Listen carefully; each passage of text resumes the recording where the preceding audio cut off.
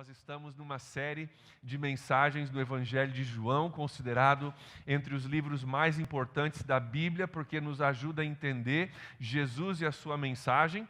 Foi Martinho Lutero que falou que se nós tivéssemos somente o livro de Romanos e o Evangelho de João, nós já teríamos o suficiente para entendermos sobre a salvação.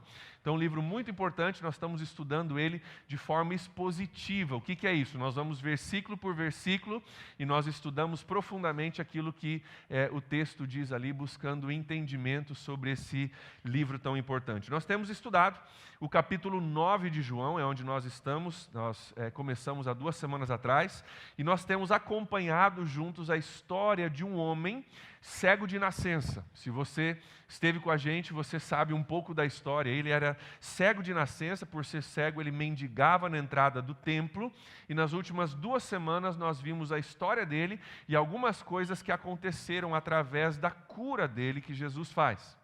E hoje nós vamos só lembrar algumas coisas para você que esteve com a gente, ou talvez se você não esteve com a gente, para você poder se lembrar o que está acontecendo. Ele está na entrada do templo, cego de nascença, mendigando. Jesus o vê e ele para com seus discípulos, e antes de curá-lo, Jesus diz uma coisa muito interessante. No versículo 4, você não precisa olhar, eu vou ler para você. Ele diz assim: enquanto é dia, ele olha para os seus discípulos, enquanto é dia, nós precisamos realizar a obra daquele que me enviou. Ele vê um homem com necessidade, em vez de simplesmente ir lá e de ir ao encontro da necessidade e curá-lo, ele para e ele chama os seus discípulos para urgência e para o envolvimento deles. Cara, enquanto é dia, o tempo está passando, o chamado é urgente, nós falamos sobre isso, o chamado é importante, o chamado é urgente, o chamado é para todos nós. Ele diz, nós precisamos fazer o trabalho daquele que me enviou. Ele não somente responde à necessidade desse homem, mas ele chama os seus discípulos juntos para a urgência, para a importância e para o envolvimento deles nesse chamado. Nós vimos que isso é para todos nós. Jesus cura esse homem e através dessa cura gera um bafafá em Jerusalém, porque nunca se tinha ouvido falar de um cego de nascença sendo curado. Isso está no texto, o próprio cego que fala a respeito disso. Nunca se tinha ouvido falar disso. E os fariseus, eles começam a querer descobrir o que aconteceu, nós vimos isso semana passada, e eles procuram saber como que isso aconteceu. Como é possível um homem cego de nascença ser curado? Mas na hora que o homem vai respondendo, ele começa a falar sobre quem o curou. Ele não sabe explicar como aconteceu, mas ele fala, cara, um cara chamado Jesus. E ele vai falando de Jesus, mas eles não querem saber de Jesus, eles querem saber como aconteceu, mas não quem. Nós falamos sobre isso semana passada. Ele falaria Jesus, e eles insistiam, não, Jesus é pecador, ele não pode curar ninguém, é impossível que esse homem possa ter sido, então me diga como foi, cara, foi Jesus, eu não sei o que te dizer. E eles estão nessa briga contra Jesus. Então, o ex-cego, ex-mendigo, dá uma lição de vida nesses homens sofisticados, no versículo 25, eu vou ler para você, nós não vamos olhar junto por questão de tempo. Ele diz o seguinte, eu não sei se Jesus é pecador ou não, eu sei uma coisa, eu era cego e agora eu vejo. A gente olhou isso semana passada. Dá uma lição de vida neles. E por defender Jesus em frente a esses líderes religiosos, nós encerramos a história semana passada vendo que esses líderes religiosos, eles jogam ele para fora da sinagoga, eles expulsam ele da sinagoga. Você está defendendo um cara que a gente é contra, então fora com você, vai para fora da sinagoga, ele é expulso por causa disso. E hoje nós vamos ver o fim dessa história, o fechamento do capítulo 9. Nós vamos ver, inclusive, que Jesus vai usar a vida desse homem, vai usar a situação da cura desse homem para trazer uma lição espiritual para nós. Jesus vai trazer uma situação física que aconteceu da cura para trazer para nós uma lição espiritual. Ou seja, o que nós vamos ver hoje é a moral da história do capítulo 9.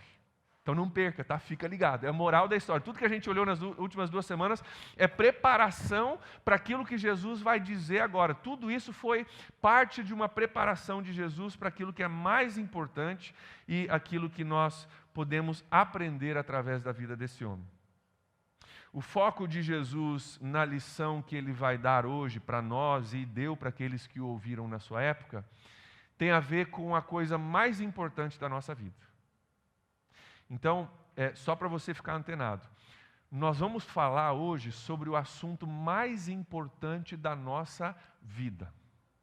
Não há assunto mais importante que a gente possa falar, voltar a estudar, buscar entender e alinhar o nosso pensamento do que o assunto de hoje. Ele vai falar claramente hoje sobre salvação. Sobre o que é nós termos olhos espirituais para entender a nossa necessidade e aquilo que Jesus vem para trazer. É uma lição de suma importância para nós e que tem aplicação direta às nossas vidas, como nós vamos ver daqui a pouco. O texto está lá em João capítulo 9, versículos 35 ao 41. Se você quiser abrir a sua Bíblia ou o seu aplicativo, você pode fazer isso para acompanhar comigo, senão vai aparecer aqui no telão. João, Evangelho de João capítulo 9, versículos 35 a 41 é o nosso texto de hoje. Então, se a sua Bíblia tem divisões como a minha Bíblia ela tem alguns tópicos, né? Subdivisões dentro do capítulo, que às vezes é dado um título para aquela subdivisão. Na minha Bíblia consta a seguinte subdivisão: a cegueira espiritual. Jesus vai usar a história de um homem cego fisicamente de nascença para agora dar a moral da história. Ele vai falar sobre um outro tipo de cegueira que é muito mais trágico, muito mais perigoso, que é a cegueira espiritual. Versículo 35, Jesus ouviu que o haviam expulsado. Quem? O homem cego de nascença que defendeu Jesus e foi jogado para fora da sinagoga. O haviam expulsado. E ao encontrá-lo disse: você crê no Filho do Homem? Primeira pergunta que Jesus faz. Vamos falar um pouquinho sobre alguns termos que Jesus usa aqui. Você vai ouvir repetidamente no Evangelho de João, nós já vimos isso algumas vezes, esse termo Filho do Homem. E pode ser um pouco confuso, talvez, se você não tem muito costume de igreja, e fala, pô, sobre quem que Jesus está falando, né? Você crê no Filho do Homem. Quem é esse Filho do Homem? Esse nome é um nome que Jesus usava para si mesmo. Inclusive, é o nome mais comum que Jesus usava para se autodenominar. Ele se chamava de Filho do Homem. E tem alguns motivos para isso. Um deles é que isso fala da humanidade de Jesus. É um sinônimo poético de homem ou humano. Jesus era humano e divino. Fala da humanidade de Jesus, mas também fala da divindade de Jesus. E tem um texto interessantíssimo que quando você lê, você vai falar, cara, estão falando de Jesus. Está lá em Daniel, no Antigo Testamento, Daniel capítulo 7, versículos 13 a 14. Isso é um profeta no Antigo Testamento, centenas de anos antes de Jesus. Olha o que ele fala a respeito de Jesus de forma profética. Daniel capítulo 7, versículo 13. Em minha visão à noite, eu vi alguém semelhante a um Filho de homem, vindo com as nuvens dos céus. Ele se aproximou do ancião e foi conduzido à sua presença. Versículo 14, olha só. Ele recebeu autoridade, glória e o reino. Todos os povos, nações e homens de todas as línguas o adoraram. Seu domínio é um domínio eterno que não acabará e o seu reino jamais será destruído. Sobre quem que ele está falando? Jesus. Então tem toda uma simbologia por trás desse nome que Jesus usa para si mesmo, Filho do Homem. Também tem uma simbologia de ele ser um representante de um grupo maior. Jesus aqui está representando como homem uma nova etapa na raça humana. Uma nova fase da raça humana através da vinda de Jesus, da morte dele na cruz, um novo começo, um novo recomeço para nós como raça humana. Então é um título que ele usa para si, que simboliza a humanidade dele, simboliza quem ele era, o papel que ele veio exercer como 100% humano e ao mesmo tempo redentor da humanidade. Mas ele faz uma pergunta crítica nesse texto que a gente leu. Ele diz o seguinte: você crê no Filho do Homem? Você crê no Filho do Homem? É a pergunta que ele faz. Note que esse homem cego, ele tinha recebido benefícios de Jesus, certo? Ele tinha sido curado, grande benefício, mudou a vida do cara, era mendigo, já não mendiga mais. Ele tinha recebido benefícios de Jesus, mas ele não tinha crido em Jesus ainda. Sabia que é possível você receber benefícios de Jesus e não crer nele? Sabia que é possível você ser recipiente da bondade de Deus, porque todos nós somos, queiramos reconhecer isso ou não, de você receber dádivas e bênçãos de Deus e não ainda ter crido nele? Você pode ser recipiente de benefícios sem crer. Então, uma pergunta para você: você já creu no Filho do Homem? Você? Você pode estar no ambiente onde ele está, você pode ouvir falar dele, ele pode até trazer benefício para você e talvez você não crê ainda. E o homem pergunta para Jesus, ele responde para a pergunta de Jesus no versículo 36, dizendo o seguinte: quem é ele, Senhor, para que eu nele creia? Quem é esse filho do homem para que eu possa crer nele? Lembre aqui que esse homem não conhecia ainda a fisionomia de Jesus. Afinal, Jesus colocou saliva e terra sobre os seus olhos, mandou ele para o tanque de Siloé para se lavar e Jesus seguiu o caminho dele. Quando ele se lavou e passou a ver, Jesus já não estava mais lá. E aí ele foi para a sinagoga, deu esse bafafá todo, e agora ele sabia que tinha um homem chamado Jesus que tinha o curado, mas ele não sabia qual é a aparência desse homem. Então ele está falando com Jesus, mas não sabe que é ele. Então ele sabia que tinha um homem chamado Jesus, mas não sabia quem era esse homem. Olha o que Jesus diz, versículo 37. Jesus disse: você já tem o visto, é aquele que está falando com você. Sou eu, estou falando contigo. E aí o homem disse no versículo 38, Senhor, eu creio, e o adorou. Senhor, eu creio, e o adorou. Vamos falar um pouquinho sobre crer? Vamos falar um pouquinho sobre crer? Desde o começo dessa série nós temos falado que esse Evangelho de João, esse livro que relata a vida de Jesus, ele foi escrito com um propósito principal. E João deixa isso muito claro, eu falei isso no começo da série, pastor Spiller repetiu isso algumas semanas atrás. O próprio Evangelho foi escrito para que nós pudéssemos conhecer a Jesus e crer nele. O próprio João diz isso em João 20, 31. João 20, 31 diz assim: mas estes o quê? Os acontecimentos, as histórias, os relatos de Jesus, esses foram escritos para que vocês creiam que Jesus é o Cristo, Filho de Deus, e crendo nele tenham vida no seu nome. O Evangelho de João, 21 capítulos e todo o restante da Bíblia foi escrita para que nós possamos conhecer a Jesus, crer nele e em crendo nele termos vida no seu nome. E nós temos falado desde o começo o que é crer. E é uma distinção muito importante que a gente precisa parar para repensar hoje. Tem muita gente que acha que crer é um sinônimo de acreditar, mas não na Bíblia. O conceito bíblico de crer é muito mais envolvente, muito mais pesado do que acreditar. Eu posso acreditar que a Volkswagen faz bons carros. Isso é minha opinião, a sua pode ser diferente, isso não vai mudar muita coisa. Agora, quando você decide crer em Jesus, é outra história. A palavra crer, no original, ela traz um contexto de você se lançar sobre algo, crendo que aquilo vai te pegar. É você dizer, cara, eu vou me lançar, o meu futuro, a minha eternidade, eu vou me jogar nos braços de Jesus, crendo que Ele é tão verdadeiro, que eu posso me lançar sem medo, sabendo que Ele vai me segurar. É diferente. É você confiar inteiramente a sua vida. Imagina um precipício, Jesus diz, joga que eu te seguro. Se joga que eu te seguro. E você ter a capacidade de dizer, cara, eu creio nele, eu conheço ele suficientemente, conheço a palavra dele suficientemente para eu me confiar inteiramente a Jesus. Isso é crer de forma bíblica, é muito mais pesada. A frase que eu comumente uso é jogar o seu peso existencial sobre algo. Jogar tudo que eu sou, o meu futuro, o meu espírito, aquilo que dentro de mim é eterno, eu jogo tudo isso sobre alguém que é o meu Salvador e confio nele. Você sabe que as nossas ações, às vezes, são as expressões mais claras do que se passa dentro de nós.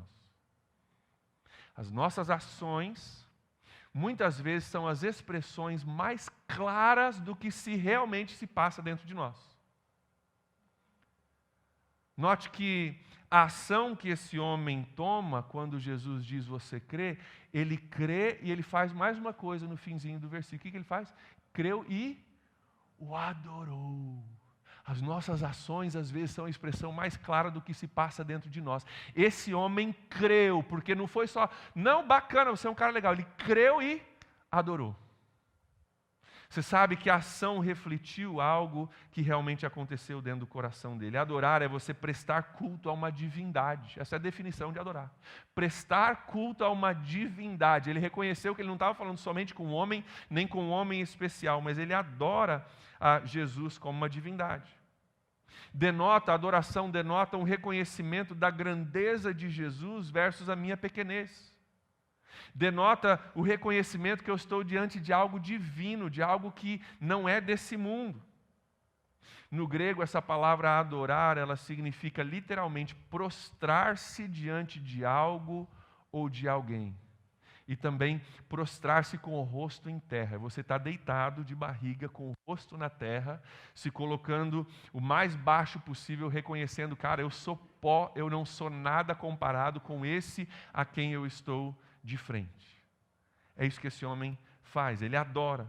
É o ato de alguém que entendeu com quem estava falando.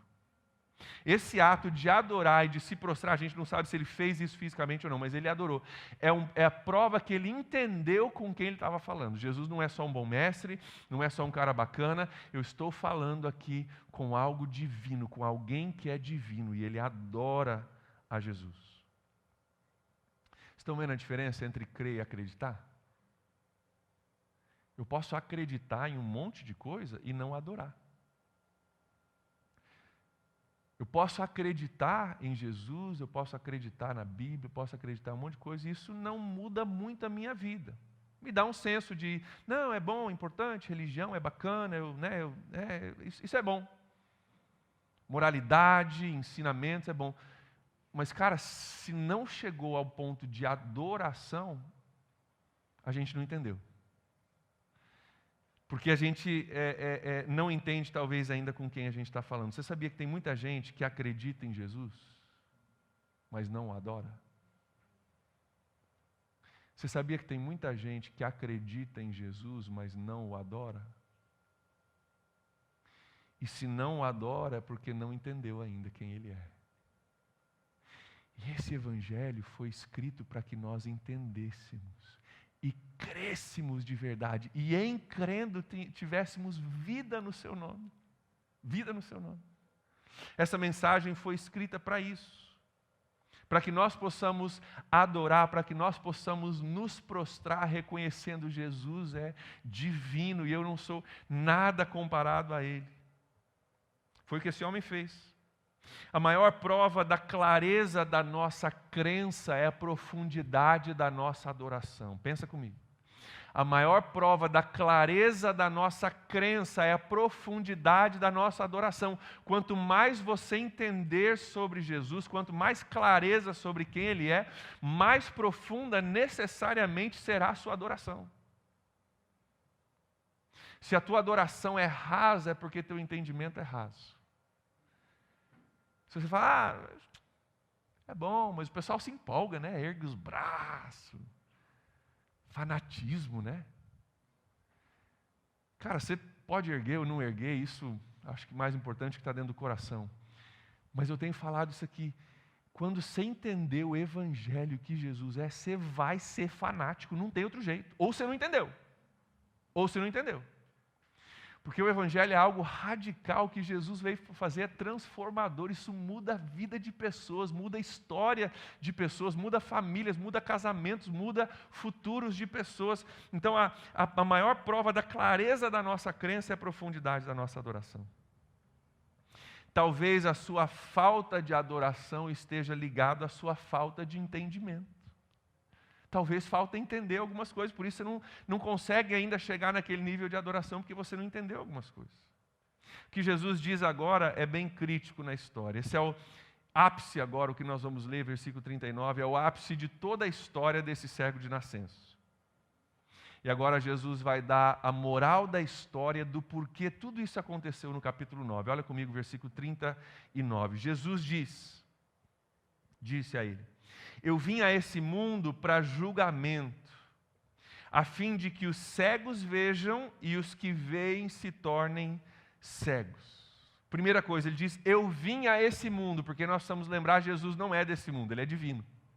Ele veio a esse mundo, se encarnou para que pudesse morrer numa cruz sobre nós, porque Deus não pode morrer se não houver um aspecto humano para Ele, então Ele se torna humano, 100% Deus, Ele morre numa cruz, morre no nosso lugar, morre a minha morte, a sua morte, perdoa o nosso pecado, Ele vem a esse mundo, e Ele diz, eu vim a esse mundo para julgamento. Note uma coisa aqui, Ele não diz aqui, eu vim para esse mundo para julgar. Ele não diz, eu vim a esse mundo para julgar. Ele diz, eu vim a esse mundo para julgamento. Sem entrar em muito detalhe, porque é outra pregação. Um dia Jesus vai voltar, e aí ele vai voltar para julgar. Na segunda vinda de Cristo, ele vem para julgar vivos e mortos. A Bíblia diz isso, está no credo apostólico, isso é Bíblia. Nessa primeira vinda de Jesus, onde nós estamos lendo o texto aqui, ele não veio para julgar ainda. Mas o que Jesus está dizendo aqui é que ele veio para julgamento. Que ele está dizendo o seguinte, não é ele que está julgando aqui, ele simplesmente veio. As pessoas estão julgando por si próprias ao encontrarem Jesus. Alguns o enxergam e o adoram, outros não conseguem enxergar ou enxergando rejeitam ele e se tornam cegos. Eu vim para julgamento a fim de que cegos vejam e os que veem se tornem cegos. Não é Jesus que está fazendo isso. Jesus só está aparecendo. E tem pessoas que são cegas espiritualmente, que estão passando a ver espiritualmente e adorando Jesus. E tem pessoas, líderes religiosos, que dizem que veem e claramente veem que estão se tornando cegos e rejeitando Jesus. Não é Jesus que está fazendo, é a presença dele que está trazendo julgamento. Olha só, João capítulo 3, versículos 16 a 19. Mesmo Evangelho de João, alguns capítulos antes, olha só o que diz aqui o texto a respeito de julgamento. Porque Deus tanto amou o mundo que ele deu o seu Filho unigênito para que todo aquele que nele crê não pereça, mas tenha vida eterna. Versículo mais conhecido da Bíblia. Pois Deus enviou o seu Filho ao mundo, versículo 17, não para condenar o mundo, não foi para isso que ele veio, mas para que esse fosse salvo por meio dele. Jesus veio para salvar. Agora veja o versículo 18 e 19. Quem nele crê não é condenado, mas quem não crê já está condenado por não crer no nome do Filho unigênito de Deus. Olha o versículo 19, que interessante. Este é o julgamento. Jesus falou, eu vim para julgamento. Esse é o julgamento. A luz veio ao mundo, mas os homens amaram as trevas e não a luz, porque suas obras eram más. Vocês estão entendendo como funciona esse julgamento? Jesus é a luz do mundo, ele simplesmente veio ao mundo. A partir do momento que ele veio, algumas pessoas enxergaram e adoraram, e outras pessoas olharam para a luz, rejeitaram essa luz e se tornaram cegos. Nós falamos na semana passada que luz é o que nos capacita a ver. O que eu estou vendo de você, o que você está vendo de mim agora, é um reflexo da luz batendo em mim, batendo em você e voltando para os seus olhos. Sem luz a gente não enxerga. A luz veio ao mundo. Algumas pessoas correram para a luz e passaram a enxergar, outras pessoas rejeitaram a luz e por terem rejeitado a luz se tornaram cegos. Mas quem julgou? As próprias pessoas. O texto diz, os homens amaram as trevas, algumas pessoas rejeitaram. Um paralelo interessante entre luz e enxergar e trevas e se tornar cego. Então, quando Jesus diz, eu vim ao mundo para julgamento, a fim de que os cegos vejam e a fim de que os que veem se tornem cegos, ele descreve o que acontece quando pessoas encontram Jesus. Cegos veem, como esse homem, no capítulo 9, que era cego, passou a ver fisicamente, e agora nós vemos na conclusão do capítulo que ele passa a enxergar espiritualmente quem Jesus é. O que aconteceu com esse homem é simbólico e tudo um preparo para Jesus trazer essa lição, essa moral da história. Cegos podem ver através de Jesus. Mas da mesma forma, os que veem podem se tornar cegos. Quem acha que vê, quem acha que está de boa, quem acha que não precisa, quem acha que não precisa porque confia em si próprio, se torna cego. Quando Jesus vem, ele divide pessoas. Não porque ele veio para dividir, mas porque Jesus causa uma reação em pessoas. Então, quando Jesus vem com ele salvação, glória a Deus por isso, mas não é só salvação para aquele que crê, mas vem também perdição para aquele que acha que não precisa. Porque a luz veio ao mundo, mas alguns homens amaram as trevas, não precisavam da luz e rejeitaram elas e por isso se tornaram cegos. Sabe o que eu aprendo aqui? Primeira coisa que eu aprendo é a importância da humildade. Da humildade. Quem sabe que é cego, passa a ver. Quem acha que enxerga se torna cego. Você está vendo? Humildade. E às vezes nós podemos ser cegados pelo nosso orgulho, pelo nosso dinheiro, pelas nossas capacidades, pela nossa posição social. Tem um monte de coisas que vêm para nos cegar e às vezes Jesus precisa tirar um calo de cima dos nossos olhos, de orgulho, de coisas que estão fazendo me sentir autossuficiente. Esses homens, líderes religiosos, eles temiam a Deus, eles buscavam a Deus, mas eles achavam que por sua performance de manter a lei, eles não precisavam de um Salvador. Afinal, eles eram judeus, guardadores da lei, líderes da sinagoga, e não têm a humildade de reconhecer, cara, eu sou um cego, eu preciso enxergar. A humildade é importante. Talvez, o valor da humildade e a bênção da humildade, espiritualmente falando, seja o que Jesus está dizendo nas famosas bem-aventuranças de Mateus capítulo 5. Se você já leu as bem-aventuranças e você leu prestando atenção, tem que te fazer perguntar algumas coisas. Porque olha o que Jesus diz, Mateus 5, 3 a 5, diz o seguinte: bem-aventurados, ou seja, sortudo é você que é pobre de espírito, pois deles é o reino dos céus. Bem-aventurado, abençoado é você que chora. Espera aí, como é que... Como que eu sou abençoado quando eu sou pobre de espírito? Como que eu sou abençoado quando eu estou chorando? Olha o versículo 5. Bem-aventurados são os humildes, pois eles receberão a terra por herança. Já parou para pensar como é que Jesus pode dizer que você é abençoado quando você chora, quando você é pobre de espírito? Tem um monte de coisa ali, quando você é perseguido por causa da justiça, tem um monte de desgraça que Jesus diz, cara, você é sortudo se isso acontecer contigo. O que está por trás disso? Eu creio que o que está por trás disso é o seguinte, que é a nossa humildade e necessidade que nos abre para algo de Deus. É quando eu tenho humildade e reconheço a minha necessidade, isso me abre para algo de Deus que só Deus pode dar. Quando eu não tenho muita humildade, nem muita necessidade, não, estou de boa, tranquilo, não preciso de muita coisa, é bom vir, é bom ouvir, estou curtindo, mas assim, Salvador, não preciso de tanto, só preciso, boas práticas. Mas a humildade e a nossa necessidade, quando eu entendo isso, isso me abre. Quando eu entendo que eu sou cego, isso me abre para algo de Deus. Foi o que aconteceu com os fariseus. Por serem mestres da lei, líderes do povo, eles se achavam. E porque se achavam, não conseguiam crer em Jesus. Olha só a resposta deles no versículo 40. Alguns fariseus que estavam com ele ouviram-no dizer isso e perguntaram: acaso nós também somos cegos, Jesus? Fariseus, líderes da lei, Jesus fala, cara, eu vim para julgamento, aquele que é cego vai ver, aquele que acha que vê vai se tornar cego, e a resposta deles é, acaso você está dizendo que nós somos cegos? E a estrutura dessa frase, no grego, não aparece muito no português, mas no grego, a estrutura da frase, ela denota uma negativa, tipo assim, nós não somos cegos, né? Você espera uma resposta negativa, eles esperavam que Jesus dissesse, não, de forma alguma, vocês são líderes da lei, homens de Deus. A frase já é montada esperando uma negativa de volta, mas olha o que Jesus diz, versículo 41. Disse Jesus, se vocês fossem cegos, não seriam culpados de pecado, mas agora que dizem que podem ver, a culpa de vocês permanece. Jesus introduz para eles aqui o que a gente chama de um paradoxo. Checkmate. E aí? Você é cego, que precisa de um Salvador, ou você enxerga tudo e por isso é cego? Coloca um checkmate.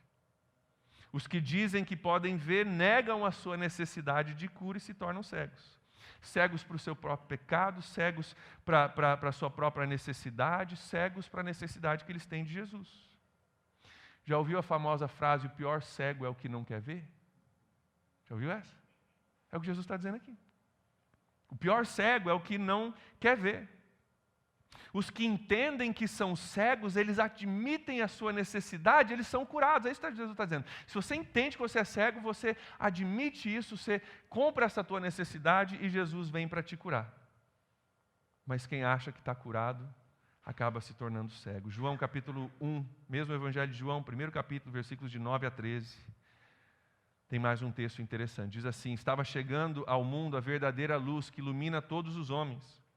Aquele que é a palavra, ele estava no mundo, e o mundo foi feito por intermédio dele, mas o mundo não o reconheceu.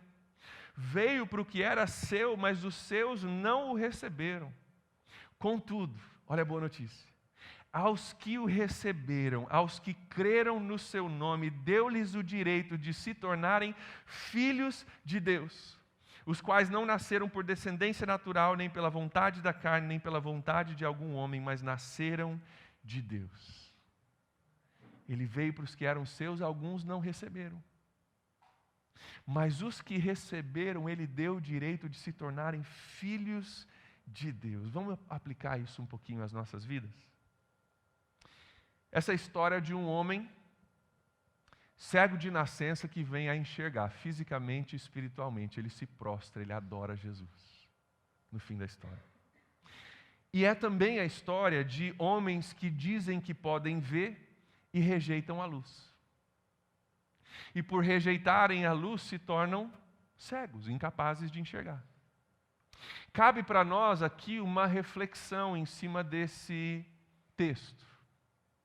Uma reflexão para aquele que é cego e uma reflexão para aquele que acha que enxerga muita coisa.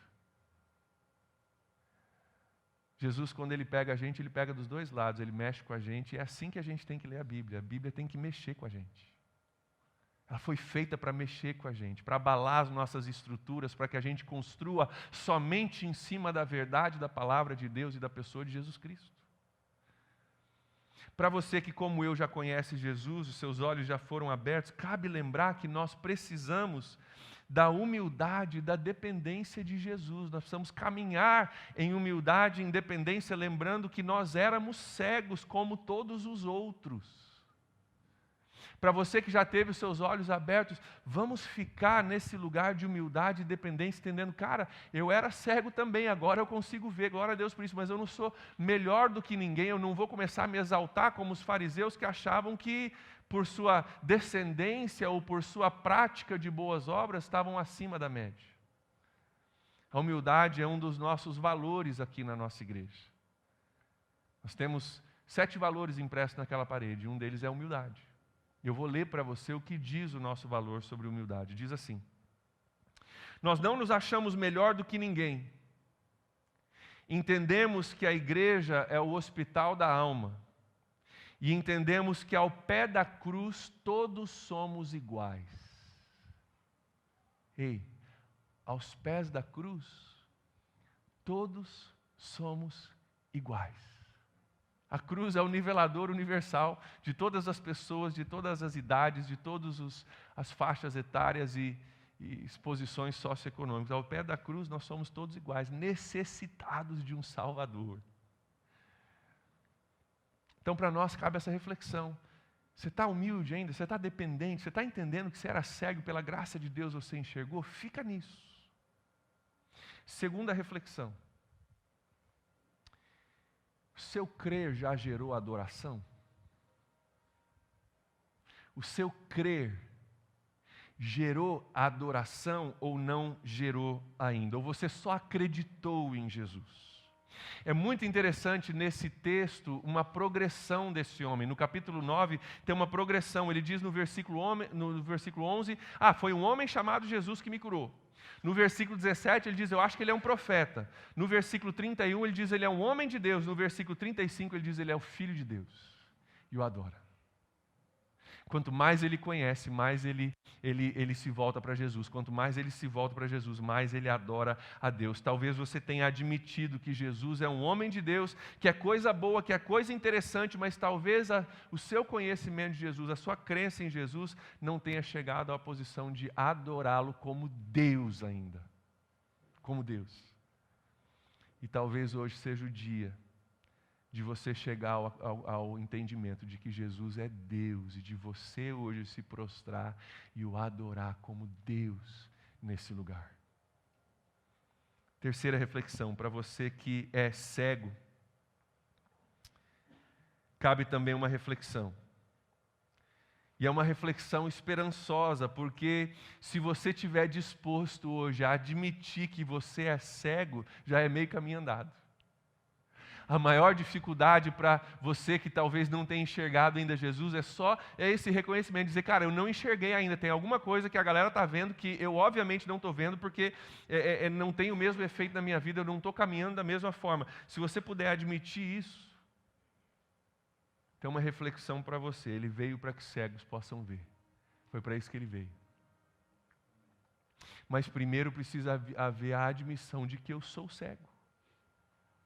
E que eu preciso enxergar. Ele veio para salvar pecadores, mas primeiro precisa haver a admissão de que eu sou um pecador e preciso de um Salvador. A mensagem de Jesus nesse texto é a mais importante mensagem de todas as nossas vidas. Não existe decisão mais importante na sua vida do que essa decisão. Não existe mensagem mais importante da gente entender com clareza do que essa mensagem. Não existe nada mais importante de você acertar na sua vida do que essa questão aqui. Porque isso aqui não é só questão de vida ou morte, é questão de vida eterna e morte eterna. A sua decisão quanto a isso é a decisão mais importante que você já tomou. Se você já tomou essa decisão e seus olhos já foram abertos, glória a Deus por isso. Mantenha-se nessa decisão em humildade e dependência de Deus e em gratidão por aquilo que Deus fez em você. Fica firme nisso. Mantenha-se humilde, mantenha-se dependente, dê glória a Deus e o adore cada vez mais. Quanto mais você conhecer, adore-o mais, se você já teve seus olhos abertos. Mas se você não tomou essa decisão ainda, hoje Jesus te oferece o que é de mais precioso. Te oferece uma oportunidade de você ter os seus olhos abertos. Eu quero pedir que você feche seus olhos comigo. Nós vamos orar.